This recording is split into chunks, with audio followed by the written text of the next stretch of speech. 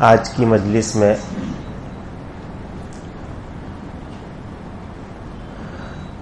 موت اور غسل سے متعلق چند باتیں عرض کرنی. پہلی بات، جب کسی شخص کی موت کا وقت قریب آ جائے، علامتیں ظاہر ہونے لگے، یہ پتہ چلنے لگے کہ ان کا آخری وقت ہے. یہ کیسے پتہ چلتا ہے؟ تجربے سے چلتا ہے. خاص قسم کی سانس، جس کو کہتے ہیں سانس اکھڑنا، سانس اکھڑنے لگے تو سمجھو کہ اب آخری وقت چل رہا ہے. کبھی کبھی آنکھیں بھی کچھ پلٹ جاتی ہیں، ناک کبھی کبھی ٹیڑھی ہو جاتی ہے، کبھی کبھی کن پٹیاں بیٹھ جاتی ہیں. اس کے علاوہ بھی ہو سکتا ہے. جن حضرات کو تجربہ ہو وہ زیادہ اچھی طرح اس کو بتا سکتے ہیں. چند علامتیں جو ہیں کتابوں میں لکھی ہوئی. بعض مرتبہ آدمی کو پہچان نہیں ہوتی کہ یہ موت کی علامت ہے یا نہیں، اور وہ فیصلہ سنا دیتا ہے. کسی مریض کو دیکھنے کے لیے گئے اور باہر نکلے، وہی آخری وقت چل رہا ہے، سکرات میں ہے. 10 منٹ کے بعد چاچا بیڑی پی رہے تھے. تو وہ تو یعنی اگر آدمی نہیں جانتا تو پھر اس کو کامنٹ نہیں کرنی چاہیے کہ مجھے نہیں معلوم. ایک مرتبہ کسی کا فون آیا کہ ہمارے گھر میں کچھ حالت خراب ہے یا روح نکل گئی ہے، اس طرح کا کچھ معاملہ ہے، آپ آ کے ذرا دیکھ لو. میں نے کہا بھائی مجھے یہ دیکھنا نہیں آتا کہ روح نکل گئی یا نہیں، کسی ڈاکٹر صاحب کو بلاؤ، یہ کام مجھے آتا نہیں. تو خیر، جب ایسا محسوس ہونے لگے کہ آدمی کی موت کا وقت قریب آ گیا ہے تو ہمیں گھر والوں کو کیا کرنا چاہیے؟ چند کام ہمیں کرنے چاہیے. نمبر 1، مریض کو سنت طریقے کے مطابق لٹا دیں. جیسا ہم رات میں سوتے ہیں دائیں کروٹ پر، اس طرح کہ قبلے کی طرف منہ ہوتا ہے. دائیں کروٹ پر سوتے ہیں اور اس طرح سوتے ہیں کہ کعبہ شریف کی طرف ہمارا منہ ہوتا ہے. اگر اس بیمار کو اس طرح کروٹ دی جا سکتی ہو تو اس طرح کروٹ دے دیں. پہلا طریقہ. دوسرا طریقہ، بیمار کے پاؤں کعبہ شریف کی طرف کر دیں اور سر کے نیچے تکیے وغیرہ رکھ دیں تاکہ اس کا چہرہ بھی کعبہ شریف کی طرف ہو جائے. پاؤں کعبہ شریف کی طرف کر دیں اور سر کے نیچے 2-1 تکیے رکھ دیں تاکہ اس کا چہرہ بھی قبلے کی طرف ہو جائے. ان 2 طریقوں میں سے جس طریقے میں سہولت ہو اس کو اختیار کرے. اور یہ بھی یاد رکھے کہ وہ مکان میں ایسی جگہ بھی ہونی چاہیے.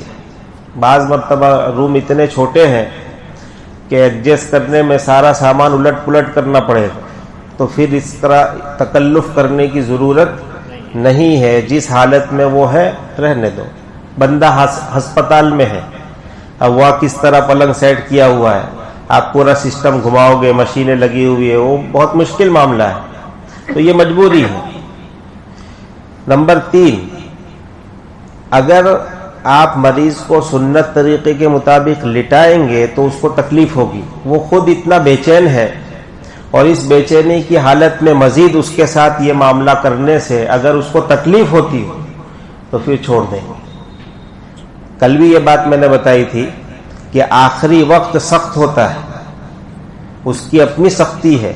تو ہمیں چاہیے کہ اوپر سے جتنا آرام ہم دے سکتے ہو وہ دیں تاکہ وہ سختی اس کے لیے کچھ ہلکی ہو جائے.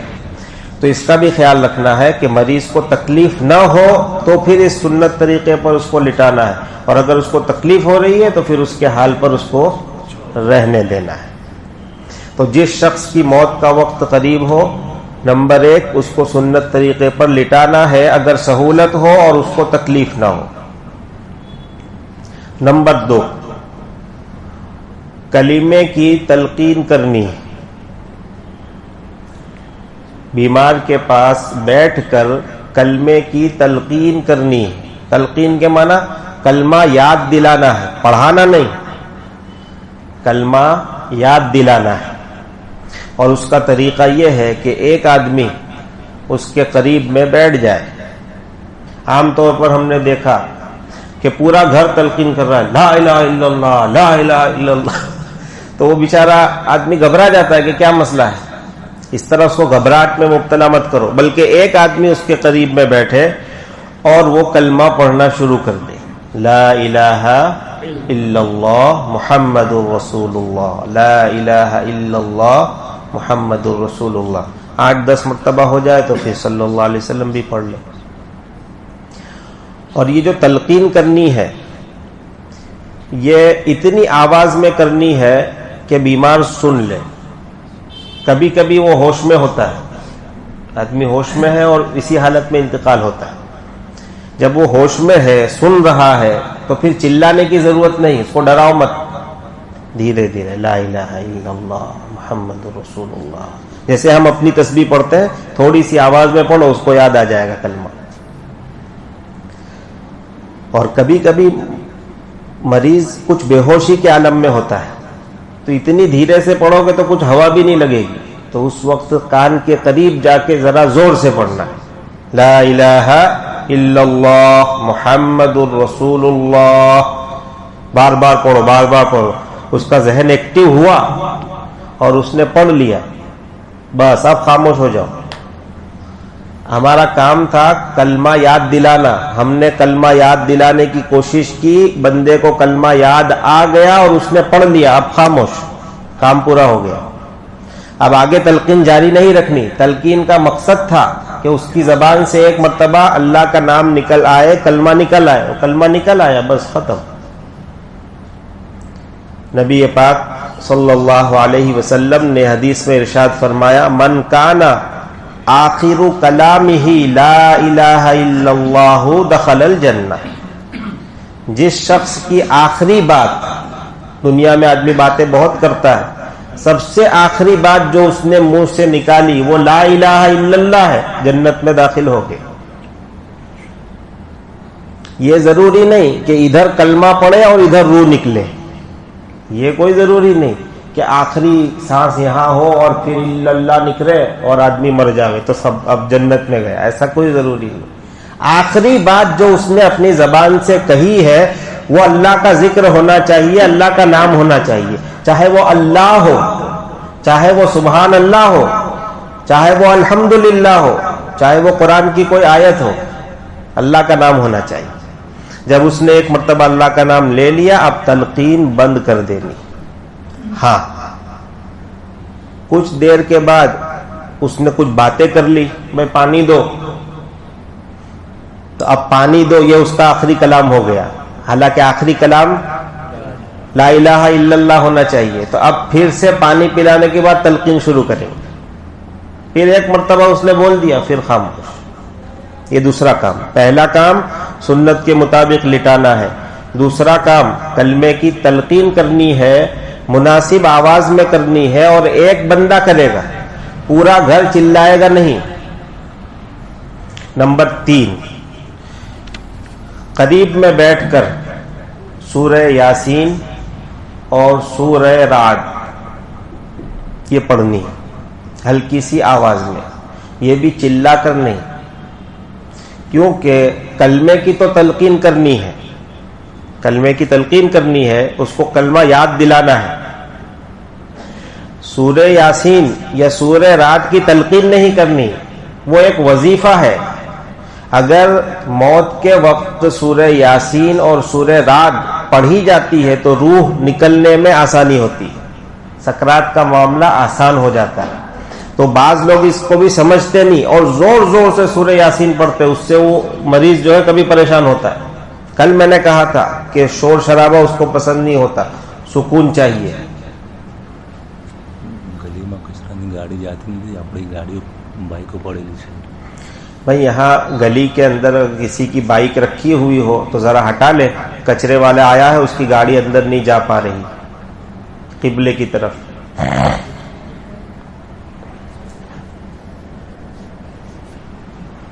جی ہاں، ہم جو منع کرتے ہیں کہ کلمہ پڑھنے کا حکم مت دو اس کو، بھائی کلمہ پڑھو کلمہ پڑھو، وہ بیچارہ پریشان ہے. آپ نے حکم دینا شروع کیا اور گھبراہٹ میں تکلیف میں اس نے کہہ دیا میں نہیں پڑھتا، تو اس طرح کہنے سے وہ کافر تو نہیں ہو گیا لیکن اچھا نہیں ہوا. بھئی آخری وقت ہے، اللہ کو یاد کرنے کا وقت ہے، اس میں بندہ یہ کہے کہ میں کلمہ نہیں پڑھتا، اور اس کا ذریعہ کون بنا؟ ہم بنے. ہم نے کہا پڑھ پڑھ پڑھ، اس نے پریشان ہو کے کہا نہیں پڑھتا. تو اس لیے میرے بھائی حکم نہیں دینا ہے بلکہ اس کے پاس بیٹھ کر کلمہ یاد دلانا ہے. اور نمبر 3، آہستہ آواز کے ساتھ سورہ یاسین، سورہ رعد پڑھنی ہے. اس کے لیے کسی عالم کو بلانا بھی ضروری نہیں، یہ تو گھر والوں کے کرنے کا کام ہے کہ سورہ یاسین پڑھنی ہے. بھائی بلاؤ امام صاحب کو، ارے امام صاحب وہاں ہے تو وہاں گئے، وہاں ہے تو وہاں گئے، اتنی دیر میں تو روح نکل گئی. تو گھر والوں کو پڑھنا چاہیے. اچھا یہاں پر رک کر ایک بات اور سمجھو کہ سورہ یاسین یاد نہیں، دیکھ کے پڑھ لو. دیکھ کے بھی نہیں آتا، افسوس کی بات، نہیں آتا تو جو ذکر آپ کو یاد ہے شروع کرو. اللہ کا نام لو، درود شریف پڑھو، سبحان اللہ کی تسبیح پڑھو، الحمدللہ کی تسبیح پڑھو. الحمد کی صورت یاد ہے، دھیرے دھیرے وہ پڑھو. نورانی ماحول بناؤ، انشاءاللہ روح نکلنے میں کیا ہوگی؟ آسانی ہوگی. یہ 3 کام تو ہوئے کرنے کے. چوتھا کام ہے جو نہیں کرنا ہے. بہت سی مرتبہ بلکہ عام طور پر یہ دیکھا جاتا ہے کہ جب موت کا وقت قریب آتا ہے تو گھر والے خاص کر عورتیں واویلا کرنا شروع کرتی، زور زور سے رونا دھونا، ہائے میرے ابا، اے ابا، یہ ہے وہ ہے. یہ بالکل صحیح نہیں. اسی طرح کبھی کبھی یہ ہوتا ہے کہ جو آدمی مر رہا ہے اس کو کسی سے محبت زیادہ ہے، اپنے بچوں میں، اپنی بچیوں میں، اپنے پوتے نواسوں میں، تو وہ آخری وقت میں اس کو ڈھونڈ ڈھانڈ کے سامنے لاتے ہیں. یہ دیکھو تمہارا نواسا، یہ اس سے تم بہت پیار کرتے تھے نا، دیکھو یہ آ گیا.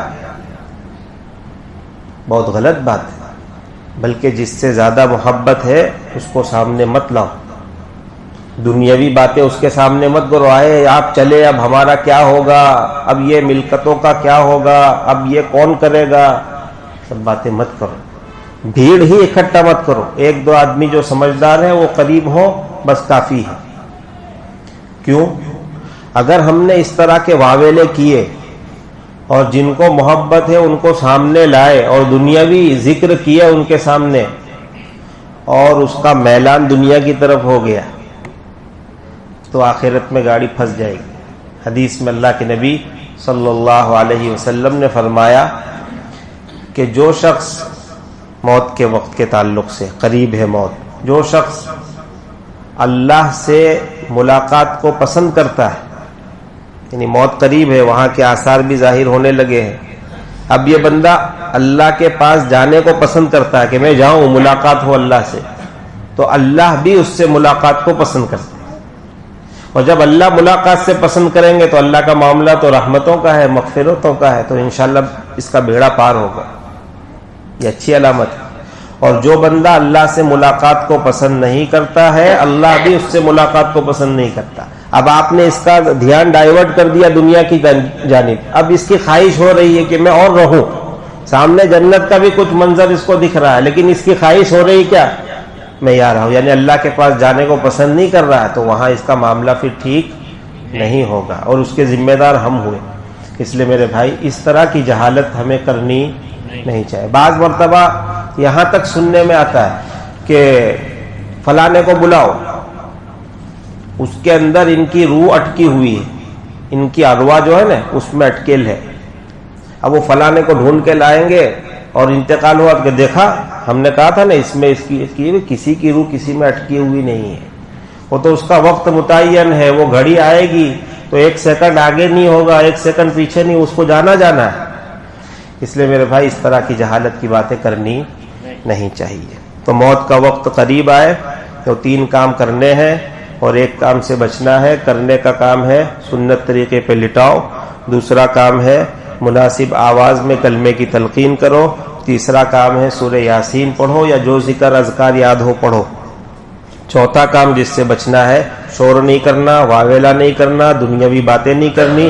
جن سے محبت ہے, جن چیزوں سے محبت ہے ان کا بھی ذکر نہیں کرنا, جن لوگوں سے محبت ہے ان کا بھی ذکر نہیں کرنا. اب اللہ کی باتیں کرو, آخرت یاد دلاؤں. بات مجھے یاد آئی, انتقال سے قریب 4-6 مہینہ پہلے ہمارے والد صاحب نے کہا کہ بھائی جنت کے احوال کے بارے میں کوئی کتاب ہو تو لے کے آؤ. تو ہم نے تلاش کیا تو ایک کتاب ملی, جنت کے حسین مناظر, اتنی موٹی. تو والد صاحب نے اس کو مستقل پڑھنا شروع کیا. آخری عمر تھی, بہت زیادہ وہ پڑھ نہیں پاتے تھے. تو پھر ہمارے گھر میں سے کسی کو کہتے بھائی پڑھ کے سناؤ. گویا اس کی تعلیم 1-1 گھنٹہ 2-2 گھنٹہ وہ سنتے رہتے. 1 بار ختم ہو گئی, پھر 2 بار, پھر 2 بار ختم, پھر 6 بار. جب تک وہ ہوش حواس میں رہے تو اس کتاب کی تعلیم روزانہ ہوتی تھی اور وہ سنتے تھے. یہ کیا ہے؟ آخرت کی رغبت اس سے پیدا ہوتی ہے. اب آخری وقت ہے, آج اللہ کو یاد کرو, اب جنت کو یاد کرو, اب دنیا کو چھوڑو. تو میرے بھائی ہمیں بھی چاہیے کہ جو آخری وقت میں ہم آخرت کی باتیں کریں, جنت کی باتیں کریں, کہ آپ جاؤ گے تو آپ کی ملاقات اللہ کے نبی سے ہوگی, آپ کی ملاقات انبیاء سے ہوگی. اس جہان میں آپ جا رہے ہیں, وہیں تو ہمیں اصل رہنا ہے. یہاں تو مسافر بن کے آئے, آج آپ جا رہے ہو سکتا ہے کل میں تمہارے پیچھے آ جاؤں. کیا بھروسہ ہے دنیا کا؟ اصل ٹھکانہ تو وہی ہے. اس طرح کی باتیں کرو تاکہ آخرت کی رغبت پیدا ہو. ایک بات اور ذہن میں رکھیں کہ کلمے کے ساتھ دنیا سے جانا, کلمے کے ساتھ دنیا سے جانا, اس کا کیا مطلب؟ اعلیٰ درجہ تو یہی ہے کہ آخری بات کلمہ ہو, اللہ کا ذکر ہو, اس کے ساتھ وہ دنیا سے جائے. یہ اعلیٰ درجہ ہے, افضل ہے. لیکن اس سے کم درجہ ہے کہ بندہ دل میں ایمان کے ساتھ, دل میں کلمہ لے کر اللہ کے دربار میں چلا جائے. یعنی بے ایمان ہو کر نہ جائے, کفر کے ساتھ نہ جائے, بلکہ دل میں ایمان ہو اور اس ایمان کے ساتھ وہ اللہ کی بارگاہ میں چلا جائے. تو یہ کہا جائے گا کہ وہ کلمے کے ساتھ گیا. اسی کو کہتے ہیں حسن خاتمہ. وہ اعلیٰ درجہ ہے حسن خاتمہ کا, کہ کلمہ پڑھتے پڑھتے گزرے, وہ اعلیٰ درجہ ہے. لیکن دل میں کلمہ لے کر چلا جائے تو وہ بھی حسن خاتمہ ہے, وہ بھی خاتمہ بالخیر ہے, وہ خاتمہ بالشر نہیں, اچھا خاتمہ ہوا ہے. بس اگر کسی بندے کو کلمہ یاد دلا رہے یاد نہیں آتا اور اس کا انتقال ہو گیا تو بدگمان نہیں ہونا چاہیے. ایمان ہے یا نہیں اللہ جانتا ہے, ہم اور آپ تو نہیں جانتے کہ ایمان ہے یا نہیں.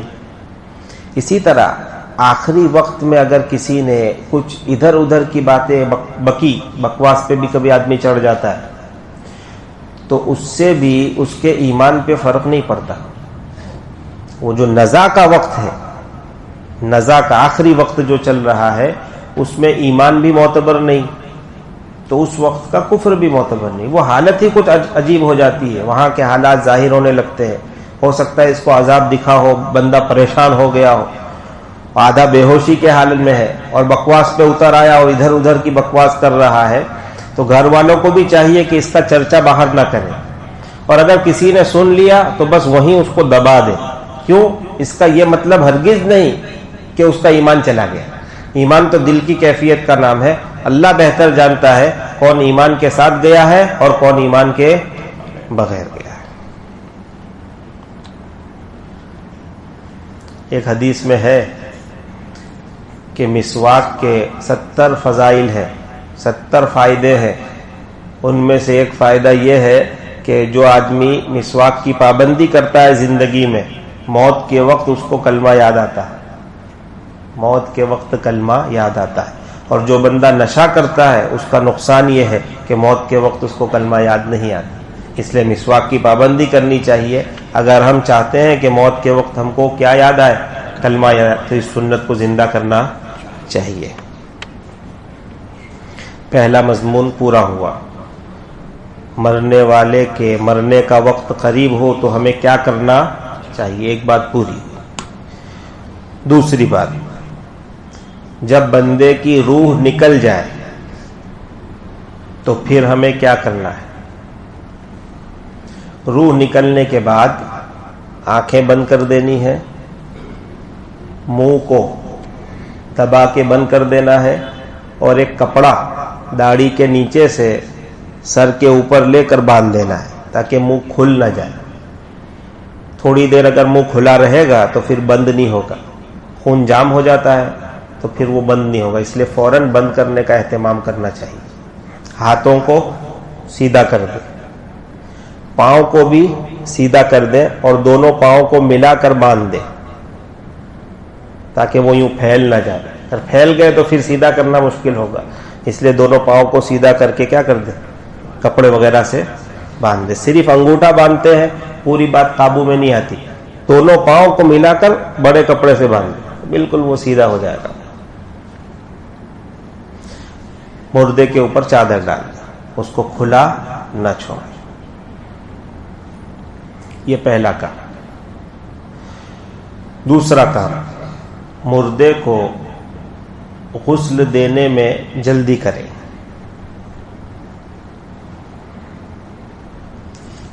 کبھی کبھی ایسا ہوتا ہے کہ 8 بجے انتقال ہوا اور شام میں 5 بجے جنازہ ہے، تو 4 بجے نہلاتے ہیں، وہ تیار کر کے فوراً اٹھائیں گے. یہ صحیح نہیں. انتقال کے بعد جتنا جلدی ہو سکے اس کو غسل دے دینا چاہیے تاکہ اس کے پاس بیٹھ کر کوئی قرآن پڑھنا چاہے تو پڑھ سکے. اگر مردے کو غسل نہیں دیا تو وہ ناپاک ہے. اس کے قریب میں، اس کے پاس میں بیٹھ کر قرآن پڑھنا جائز نہیں. اگر قرآن پڑھنا ہے تو پھر دوسرے کمرے میں، یا بڑا کمرہ ہے تو دور جا کر بیٹھنا پڑے گا تا قرآن پڑھنا درست ہوگا. عام طور پر لوگ آتے ہیں اور اس وقت قرآن پڑھتے ہیں اور بخشتے ہیں، تو اگر ہم نے جلدی غسل نہیں دیا تو مردے کے ایصال ثواب کرنے والوں کو ایصال ثواب کرنے کا موقع کم ملے گا یا نہیں ملے گا. اس لیے ہمیں غسل دے کر اس کو تیار کر دینا چاہیے. اور دفن وغیرہ میں بھی دیر نہیں کرنی چاہیے. اللہ کے نبی صلی اللہ علیہ وسلم نے فرمایا کہ مردے کو دفن کرنے میں جلدی کرو. اگر وہ نیک ہے تب بھی جلدی کرو، اور اگر وہ گنہگار ہے تب بھی جلدی کرو. نیک ہے تو جلدی کرو تاکہ آخرت کی نعمتیں جلد سے جلد اس کو ملے. قبر میں جائے گا، جنت کی کھڑکیاں کھلے گی، تو جب یہ اچھا آدمی ہے تو جلدی اس کو اپنے ٹھکانے پر پہنچاؤ تاکہ اس کو نعمتیں ملے. دیر کیوں کر رہے ہو؟ اور اگر آدمی گنہگار ہے تو حدیث میں آیا کہ اس بوجھ کو اپنے کاندھے پر کیوں لے کر گھوم رہے ہو، جلدی اس کو اپنی جگہ پر ٹھکانے لگاؤ. گنہگار ہے تو ٹھکانے لگاؤ، اس کو بوجھ کو کیوں لے کر گھوم رہے ہو. بہرحال مرنے والا نیک ہو یا بد ہو، دونوں صورتوں میں شریعت کا حکم یہ ہے کہ ہمیں جلد سے جلد اس کو دفن کرنا چاہیے. ایک آدھ رشتہ دار دور کہیں رہتے ہیں، ان کے لیے گھنٹوں گھنٹوں انتظار کرنا یہ شریعت کے خلاف ہے. تھوڑا بہت انتظار تو ٹھیک ہے. یا پھر زیادہ رشتہ دار ہیں، یہاں بندہ اکیلا رہتا تھا، اس کی پوری فیملی ہی وہاں رہتی ہے، تو چلو پوری فیملی کا مسئلہ ہے تو ٹھیک ہے. لیکن 1-2 رشتہ داروں کے لیے 5-5 گھنٹے 6-6 گھنٹے مردے کو رکھتے ہیں. اور اب تو وہ پیٹی آنے لگی ہے، پیٹی آتی ہے، وہ پیٹی لا کر کے اس میں رکھتے ہیں، 1-1 دن تک بھی رکھتے ہیں، اس میں سڑتا نہیں مردہ. تو میرے بھائی اگرچہ وہ سڑتا نہیں، لیکن شریعت نے ہمیں یہ نہیں سکھایا، بلکہ شریعت نے سکھایا جلد از جلد اس کو کیا کرو، دفن. غسل دینے میں جلدی کریں. تیسرا کام، غسل کون دے؟ بس یہ آخری بات ہے، اس پر ختم کریں گے. میت کو گھر والے ہی غسل دیں، جو قریبی رشتہ دار ہیں. مرد ہے تو ان کو مرد غسل دیں گے، عورتیں ہیں، عورت ہے تو عورتیں غسل دیں گی. گھر کی عورتیں، بیٹی ہے، بہو ہے، بھانجی ہے، خالہ ہے، اور عورت کو عورتیں غسل دیں اور مرد کو مرد غسل. آدمی خود نہاتا ہے اور ابا کا انتقال ہوا تو نہلا نہیں سکتا، آدمی ڈھونڈتا ہے، پرائے کو بلا کے لاتا ہے. بے غیرتی کی بات ہے، بے عزتی کی بات ہے، اچھی بات نہیں ہے کہ انتقال ہمارے گھر میں ہوا، نہلانے کے لیے کسی کو بلا کے لائے جن کا ابا نے کبھی دیکھا بھی نہیں، ملے بھی نہیں، ان کو بلا کے لگے لو نہلا دو میرے ابا کو. ایسی کیسی جہالت ہے؟ آدمی خود نہاوے، اپنے باپ کو غسل نہیں دے سکتا. تھو ہے ایسے آدمی کے اوپر. آپ کو غسل دینا نہیں آتا تو کیا کیا پوری زندگی تم نے؟ اور اس مرنے والے پہ بھی افسوس ہے کہ اپنے بچوں کو اتنا نہیں سکھا کے گیا کہ وہ مر جاوے تو اس کو نہلا دے، کفن پہلا دے، اس کے لیے بھی آدمی ڈھونڈنے نکلنا پڑے. بعض مرتبہ آدمی شرمیلا ہوتا ہے، وہ گنجی فراز بنیان پہن کر بھی باہر نہیں نکلتا، وہ کرتا پہن کے ہی نکلتا ہے. لیکن انتقال کے بعد پرائے آدمی کو بلاتے ہیں تو وہ سب اتارتے ہیں اس کے سامنے کپڑے. تو آپ کو اچھا لگتا ہے کہ ابا اتنے شرمیلے تھے اور اب ایک دوسرا آدمی آ کر کے ان کا بدن دیکھ رہا ہے. اگرچہ سطر تو چھپا ہوا رہے گا لیکن اوپر کا نیچے کا حصہ تو کھلے گا. تو آدمی شرمیلا ہے اور اس کی آپ نے اس کا اتنا بھی پاس و لحاظ نہیں رکھتے. اس لیے میرے بھائیوں، ارادہ کرو، اپنے گھر میں انتقال ہو، ہمیں خود غسل دینا ہے، خود ہی کفن پہنانا ہے، تیار کر دینا. ہاں پھر دفن کرنے کے لیے لوگوں کی ضرورت پڑے گی، ٹھیک ہے. اور یہ بات یاد رکھیے کہ غسل دینا کوئی مشکل نہیں. کل انشاءاللہ اس کا ہم طریقہ آپ کو بتائیں گے. غسل دینا کوئی مشکل نہیں ہے، بالکل سمپل اور آسان. کچھ چیزیں اس میں سنت ہے، کچھ چیزیں مستحب ہے، اس کو سائڈ پہ کر دو نا. اس کے بغیر بھی فرض کو اگر آپ خود ادا کر سکتے ہیں، باہر سے آدمی لانے کی ضرورت نہیں، آپ نہلاؤ. کرنا کیا ہے؟ موزے پہن لینے ہیں اور پورے آدمی کو دھو کر کے، صابن سے دھو کر کے نہلا دینا ہے، ہو گیا. باقی جو چیزیں وہ مسنون ہے، وہ کل انشاءاللہ آپ کو بتائیں گے. اس کو بھی ذہن میں رکھنا کوئی مشکل نہیں. لیکن اگر آپ کو مسنون طریقہ نہیں آتا تو کوئی مسئلہ نہیں ہے. سوراخ بند کر دو، ناک منہ کان کے سوراخ بند کر دو اور اوپر سے نیچے تک گرم پانی سے صابن شیمپو لگا کے دھو ڈالو اور پوچھ کر کے کفن پہنا دو، ہو گیا. تو کیا مشکل کیا ہے اس میں؟ ہم لوگ خود نہاتے تو کون سی سنت کا خیال کرتے بتاؤ؟ کون آدمی سنت کے مطابق نہاتا؟ جیسے تیسے نہاتے ہیں. اور ابا کو نہلانے کا تو سنت کے لیے پرائے آدمی ڈھونڈ رہے ہو. میں یہ ہرگز نہیں کہتا کہ آپ سنت طریقہ مت سیکھو، ضرور سیکھنا چاہیے. لیکن میں یہ کہتا ہوں کہ یہ بے حیائی کی، بے شرمی کی بات ہے کہ پرایا آدمی آ کر ہمارے مردوں کو نہلاتا ہے. اچھی بات نہیں ہے، ہمارے گھر کی عزت کے خلاف ہے. اس لیے میرے بھائیوں، نیت کرو انشاءاللہ اپنے مردوں کو ہم خود نہلائیں. کل مختصر انداز میں انشاءاللہ ہم اس کا طریقہ آپ کو بتائیں گے، کس طرح نہلانا ہے اور کس طرح سے کفن پہنانا ہے. وآخر دعوانا ان الحمد للہ رب العالمین.